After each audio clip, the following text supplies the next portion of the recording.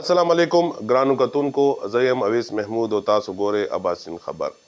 یو نن سهار چې دی یو ډېر خوفناک واقعه چې دی هغه پیش راغه او خیبر پختونخوا یو ځل بیا د دهشتګردۍ په ریډار باندې دی. نو دا واقعه درته ووایم چې دا واقعه چې دی هغه چارسده عمرزی تانه ده، هغې حدود کې دا چې دی هغه پیش راغه او روزمره بنیاد باندې چې کوم هغه پولیس افسران دي هغه خپل ګشت کولو. نو د ګشت دوران چې یو خودکش حمله چې دی هغه خپل ځان هغې ګاډي ته دننه کو او ځان یې والوزول.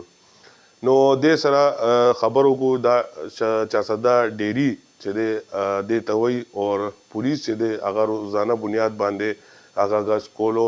نو بم سکواډ یونټ چې دی هغې مطابق یو شخص چې دی هغه هلاک شوی دی، کم چې موټرسایکل سوارو او نه پولیس ته څه نقصان رسېدلی دی او نه چې کوم عام ولس دی هغې ته نقصان رسېدلی دی. نو د ماکې نویت چې دی هغې باره کې چې دی بم سکواډ یونټ چې دی هغه لګیا دی، خپل تفتیشي عمل چې دی هغه کوي لګیا دی او دا واقعه چې دی محافظانو باندې یو ځل بیا پیش راغه.